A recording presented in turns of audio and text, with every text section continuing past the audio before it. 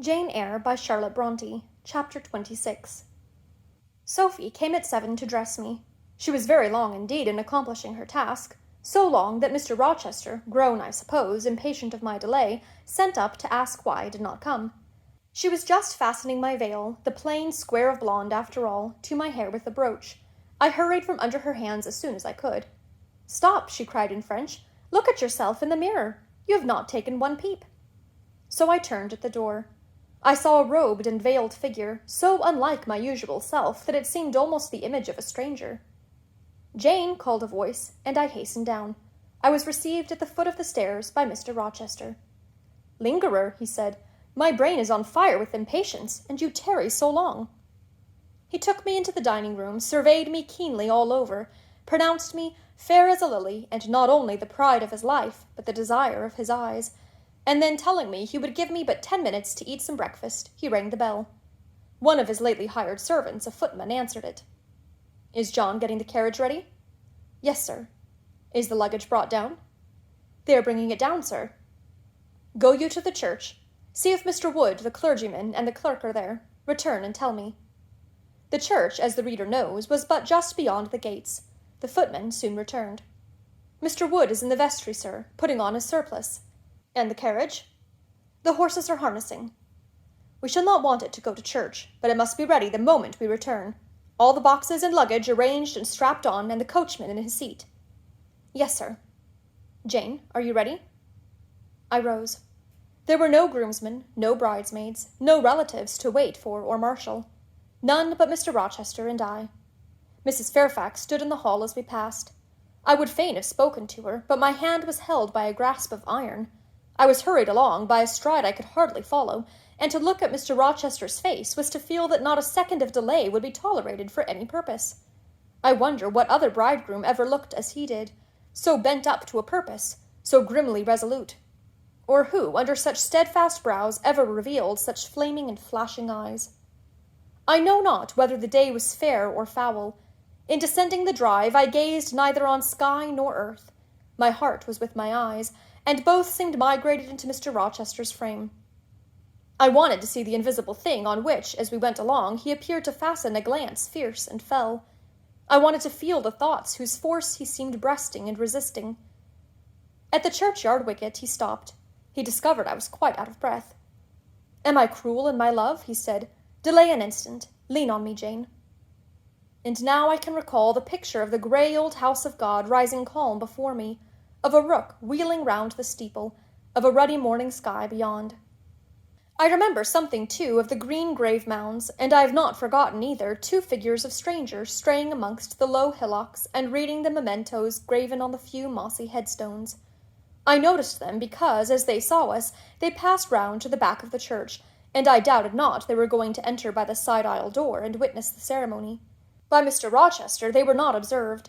He was earnestly looking at my face, from which the blood had, I dare say, momentarily fled, for I felt my forehead dewy and my cheeks and lips cold. When I rallied, which I soon did, he walked gently with me up the path to the porch. We entered the quiet and humble temple. The priest waited in his white surplice at the lowly altar, the clerk beside him. All was still. 2 shadows only moved in a remote corner. My conjecture had been correct. The strangers had slipped in before us, and they now stood by the vault of the Rochesters, their backs towards us, viewing through the rails the old time-stained marble tomb, where a kneeling angel guarded the remains of Dame de Rochester, slain at Marston Moor in the time of the civil wars, and of Elizabeth, his wife. Our place was taken at the communion rails. Hearing a cautious step behind me, I glanced over my shoulder. One of the strangers, a gentleman evidently, was advancing up the chancel. The service began. The explanation of the intent of matrimony was gone through, and then the clergyman came a step further forward, and bending slightly towards Mr. Rochester, went on. "I require and charge you both, as you will answer at the dreadful day of judgment, when the secrets of all hearts shall be disclosed, that if either of you know any impediment why ye may not lawfully be joined together in matrimony, ye do now confess it. For be ye well assured that so many as are coupled together otherwise than God's word doth allow are not joined together by God, neither is their matrimony lawful." He paused, as the custom is. When is the pause after that sentence ever broken by reply?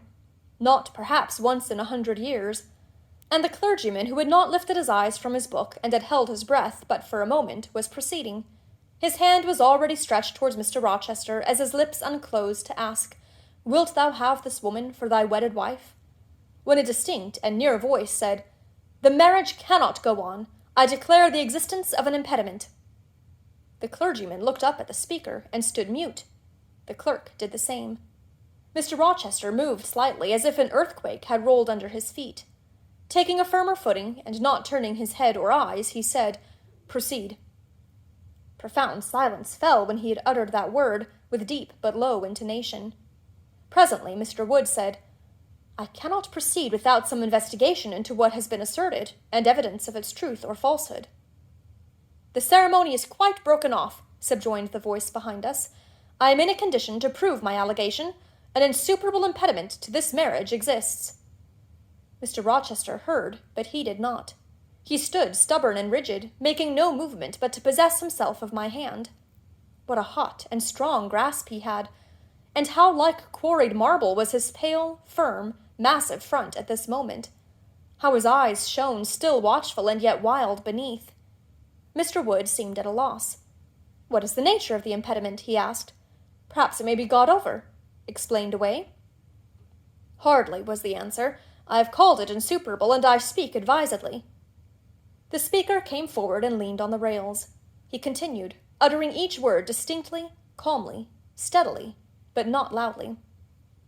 "It simply consists in the existence of a previous marriage. Mr. Rochester has a wife, now living." My nerves vibrated to those low-spoken words as they had never vibrated to thunder. My blood felt their subtle violence as it had never felt frost or fire. But I was collected and in no danger of swooning. I looked at Mr. Rochester. I made him look at me. His whole face was colorless rock. His eye was both spark and flint. He disavowed nothing. He seemed as if he would defy all things. Without speaking, without smiling, without seeming to recognize in me a human being, he only twined my waist with his arm and riveted me to his side. "Who are you?" he asked of the intruder. "My name is Briggs, a solicitor of Street, London." "And you would thrust on me a wife?" "I would remind you of your lady's existence, sir, which the law recognizes, if you do not." "Favor me with an account of her, with her name, her parentage, her place of abode." "Certainly." Mr. Briggs calmly took a paper from his pocket and read out in a sort of official, nasal voice. "I affirm and can prove that on the 20th of October, A.D., a date of 15 years back, Edward Fairfax Rochester of Thornfield Hall, in the county of, and of Ferndean Manor, in Shire, England, was married to my sister, Bertha Antoinetta Mason, daughter of Jonas Mason, merchant, and of Antoinetta his wife, a Creole, at Church, Spanish Town, Jamaica. The record of the marriage will be found in the register of that church. A copy of it is now in my possession. Signed, Richard Mason. That, if a genuine document, may prove I have been married, but it does not prove that the woman mentioned therein as my wife is still living." "She was living 3 months ago," returned the lawyer. "How do you know?" "I have a witness to the fact, whose testimony even you, sir, will scarcely controvert." "Produce him, or go to hell." "I will produce him first. He is on the spot. Mr. Mason, have the goodness to step forward." Mr. Rochester, on hearing the name, set his teeth. He experienced, too, a sort of strong convulsive quiver. Near to him as I was, I felt the spasmodic movement of fury or despair run through his frame. The second stranger, who had hitherto lingered in the background, now drew near. A pale face looked over the solicitor's shoulder. Yes, it was Mason himself. Mr. Rochester turned and glared at him. His eye, as I have often said, was a black eye. It had now a tawny, nay, a bloody light in its gloom, and his face flushed. Olive cheek and hueless forehead received a glow as from spreading, ascending heart-fire, and he stirred, lifted his strong arm. He could have struck Mason, dashed him on the church floor, shocked by ruthless blow the breath from his body, but Mason shrank away and cried faintly, "Good God!" Contempt fell cool on Mr. Rochester. His passion died as if a blight had shriveled it up. He only asked, "What have you to say?" An inaudible reply escaped Mason's white lips. "The devil is in it if you cannot answer distinctly. I again demand, what have you to say?" "Sir, sir," interrupted the clergyman, "do not forget you are in a sacred place." Then addressing Mason, he inquired gently, "Are you aware, sir, whether or not this gentleman's wife is still living?" "Courage," urged the lawyer. "Speak out." "She is now living at Thornfield Hall," said Mason, in more articulate tones. "I saw her there last April. I am her brother." "At Thornfield Hall!" ejaculated the clergyman. "Impossible! I am an old resident in this neighborhood, sir, and I never heard of a Mrs. Rochester at Thornfield Hall." I saw a grim smile contort Mr. Rochester's lips, and he muttered, "No, by God! I took care that none should hear of it, or of her under that name." He mused. For 10 minutes he held counsel with himself. He formed his resolve and announced it. "Enough! All shall bolt out at once like the bullet from the barrel. Wood, close your book and take off your surplice. John Green, to the clerk, leave the church. There will be no wedding today." The man obeyed. Mr. Rochester continued, heartily and recklessly, "Bigamy is an ugly word. I meant, however, to be a bigamist, but fate has outmaneuvered me, or Providence has checked me, perhaps the last. I am little better than a devil at this moment, and, as my pastor there would tell me, deserve no doubt the sternest judgments of God, even to the quenchless fire and deathless worm. Gentlemen, my plan is broken up. What this lawyer and his client say is true. I have been married, and the woman to whom I was married lives. You say you never heard of a Mrs. Rochester at the house up yonder, Wood, but I dare say you have many a time inclined your ear to gossip about the mysterious lunatic kept there under watch and ward. Some have whispered to you that she is my bastard half-sister, some my cast-off mistress. I now inform you that she is my wife, whom I married 15 years ago, Bertha Mason by name, sister of this resolute personage, who is now, with his quivering limbs and white cheeks, showing you what a stout heart men may bear. Cheer up, Dick. Never fear me. I'd almost as soon strike a woman as you. Bertha Mason is mad, and she came of a mad family. Idiots and maniacs through 3 generations. Her mother, the Creole, was both a madwoman and a drunkard, as I found out after I had wed the daughter, for they were silent on family secrets before. Bertha, like a dutiful child, copied her parent in both points. I had a charming partner, pure, wise, modest. You can fancy I was a happy man. I went through rich scenes. Oh, my experience has been heavenly if you only knew it. But I owe you no further explanation. Briggs, Wood, Mason, I invite you all to come up to the house and visit Mrs. Poole's patient and my wife. You shall see what sort of a being I was cheated into espousing, and judge whether or not I had a right to break the compact and seek sympathy with something at least human. This girl," he continued, looking at me, "knew no more than you would of the disgusting secret. She thought all was fair and legal, and never dreamt she was going to be entrapped into a feigned union with a defrauded wretch, already bound to a bad, mad, and embruted partner. Come, all of you, follow." Still holding me fast, he left the church. The 3 gentlemen came after. At the front door of the hall we found the carriage. "Take it back to the coach-house, John," said Mr. Rochester coolly. "It will not be wanted today." At our entrance, Mrs. Fairfax, Adele, Sophie, Leah advanced to meet and greet us. "To the right-about, every soul," cried the master. "Away with your congratulations. Who wants them? Not I. They are 15 years too late." He passed on and ascended the stairs, still holding my hand and still beckoning the gentlemen to follow him, which they did. We mounted the first staircase, passed up the gallery, proceeded to the 3rd story. The low black door, opened by Mr. Rochester's master key, admitted us to the tapestried room with its great bed and its pictorial cabinet. "You know this place, Mason," said our guide. "She bit and stabbed you here." He lifted the hangings from the wall, uncovering the 2nd door. This, too, he opened. In a room without a window there burnt a fire guarded by a high and strong fender, and a lamp suspended from the ceiling by a chain. Grace Poole bent over the fire, apparently cooking something in a saucepan. In the deep shade at the farther end of the room a figure ran backwards and forwards. What it was, whether beast or human being, one could not at first sight tell. It grovelled seemingly on all 4s. It snatched and growled like some strange wild animal, but it was covered with clothing, and a quantity of dark grizzled hair, wild as a mane, hid its head and face. "Good morrow, Mrs. Poole," said Mr. Rochester. "How are you? And how is your charge today?" "We're tolerable, sir, I thank you," replied Grace, lifting the boiling mess carefully onto the hob. "Rather snappish, but not rageous." A fierce cry seemed to give the lie to her favorable report. The clothed hyena rose up and stood tall on its hind feet. "Ah, sir, she sees you," exclaimed Grace. "You'd better not stay." "Only a few moments, Grace. You must allow me a few moments." "Take care, then, sir. For God's sake, take care." The maniac bellowed. She parted her shaggy locks from her visage and gazed wildly at her visitors. I recognized well that purple face, those bloated features. Mrs. Poole advanced. "Keep out of the way," said Mr. Rochester, thrusting her aside. "She has no knife now, I suppose, and I'm on my guard." "One never knows what she has, sir. She is so cunning. It is not in mortal discretion to fathom her craft." "We had better leave her," whispered Mason. "Go to the devil," was his brother-in-law's recommendation. "Where?" cried Grace. The three gentlemen retreated simultaneously. Mr. Rochester flung me behind him. The lunatic sprang and grappled his throat viciously and laid her teeth to his cheek. They struggled. She was a big woman, in stature almost equaling her husband, and corpulent besides. She showed virile force in the contest. More than once she almost throttled him, athletic as he was. He could have settled her with a well-planted blow, but he would not strike.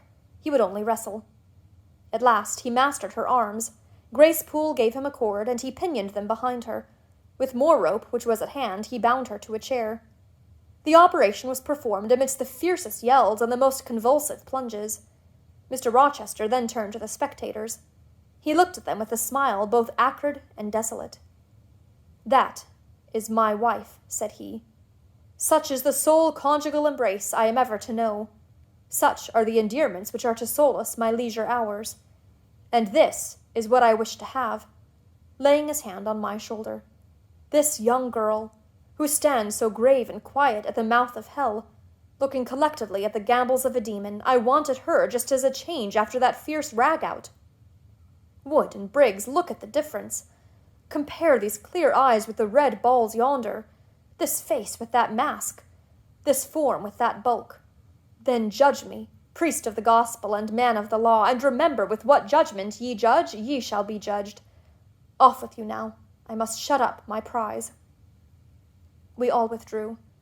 Mr. Rochester stayed a moment behind us to give some further order to Grace Poole. The solicitor addressed me as he descended the stair. "You, madam," said he, "are cleared from all blame. Your uncle will be glad to hear it, if indeed he should be still living when Mr. Mason returns to Madeira." "My uncle? What of him? Do you know him?" "Mr. Mason does. Mr. Eyre has been the funkle correspondent of his house for some years. When your uncle received your letter intimating the contemplated union between yourself and Mr. Rochester, Mr. Mason, who was staying at Madeira to recruit his health on his way back to Jamaica, happened to be with him. Mr. Eyre mentioned the intelligence, for he knew that my client here was acquainted with a gentleman of the name of Rochester. Mr. Mason, astonished and distressed, as you may suppose, revealed the real state of matters. Your uncle, I am sorry to say, is now on a sick-bed, from which, considering the nature of his disease, decline, and the stage it has reached, it is unlikely he will ever rise. He could not then hasten to England himself, to extricate you from the snare into which you had fallen, but he implored Mr. Mason to lose no time in taking steps to prevent the false marriage. He referred him to me for assistance. I used all dispatch, and am thankful I was not too late, as you doubtless must be also. Were I not morally certain that your uncle will be dead ere you reach Madeira, I would advise you to accompany Mr. Mason back. But as it is, I think you had better remain in England till you can hear further, either from or of Mr. Eyre. Have we anything else to stay for?" he inquired of Mr. Mason. No. Let us be gone," was the anxious reply, and without waiting to take leave of Mr. Rochester, they made their exit at the hall door. The clergyman stayed to exchange a few sentences, either of admonition or reproof, with his haughty parishioner. This duty done, he too departed. I heard him go as I stood at the half-open door of my own room, to which I had now withdrawn.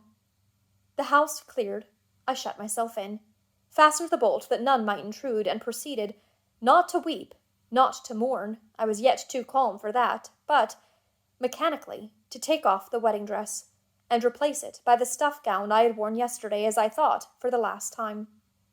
I then sat down. I felt weak and tired. I leaned my arms on a table, and my head dropped on them. And now I thought. Till now I had only heard, seen, moved, followed up and down where I was led or dragged, watched event rush on event, disclosure open beyond disclosure, but now I thought. The morning had been a quiet morning enough, all except the brief scene with the lunatic. The transaction in the church had not been noisy.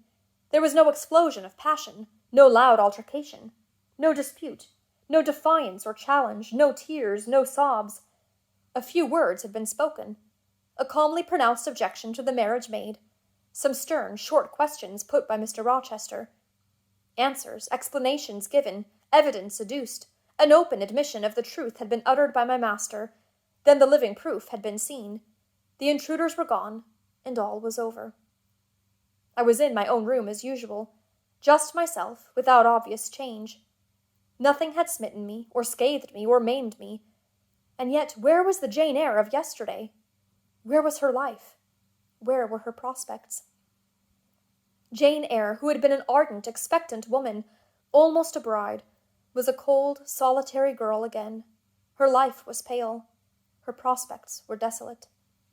A Christmas frost had come at midsummer. A white December storm had whirled over June. Ice glazed the ripe apples. Drifts crushed the blowing roses. On hayfield and cornfield lay a frozen shroud. Lanes which last night blushed full of flowers today were pathless with untrodden snow, and the woods which 12 hours since waved leafy and flagrant as groves between the tropics now spread, waste, wild and white as pine forests in wintry Norway. My hopes were all dead, struck with a subtle doom such as in one night fell on all the firstborn in the land of Egypt. I looked on my cherished wishes, yesterday so blooming and glowing. They lay stark, chill, livid corpses that could never revive. I looked at my love, that feeling which was my master's, which he had created. It shivered in my heart like a suffering child in a cold cradle. Sickness and anguish had seized it. It could not seek Mr. Rochester's arms. It could not derive warmth from his breast. Oh, never more could it turn to him, for faith was blighted, confidence destroyed. Mr. Rochester was not to me what he had been, for he was not what I had thought him. I would not ascribe vice to him. I would not say he had betrayed me. But the attribute of stainless truth was gone from his idea, and from his presence I must go. That I perceived well. When, how, whither, I could not yet discern, but he himself, I doubted not, would hurry me from Thornfield. Real affection, it seemed, he could not have for me. It had been only fitful passion. That was balked. He would want me no more. I should fear even to cross his path now. My view must be hateful to him. Oh, how blind had been my eyes, how weak my conduct! My eyes were covered and closed. Eddying darkness seemed to swim round me, and reflection came in as black and confused a flow. Self-abandoned, relaxed, and effortless, I seemed to have laid me down in the dried-up bed of a great river. I heard a flood loosened in remote mountains, and felt the torrent come. To rise I had no will, to flee I had no strength. I lay faint, longing to be dead. One idea only still throbbed lifelike within me, a remembrance of God. It begot an unuttered prayer. These words went wandering up and down in my rayless mind as something that should be whispered, but no energy was found to express them. Be not far from me, for trouble is near. There is none to help. It was near, and as I had lifted no petition to heaven to avert it, as I had neither joined my hands, nor bent my knees, nor moved my lips, it came. In full heavy swing the torrent poured over me. The whole consciousness of my life lorn, my love lost, my hope quenched, my faith death-struck, swayed full and mighty above me in one sullen mass. That bitter hour cannot be described. In truth, the waters came into my soul. I sank in deep mire. I felt no standing. I came into deep waters. The floods overflowed me.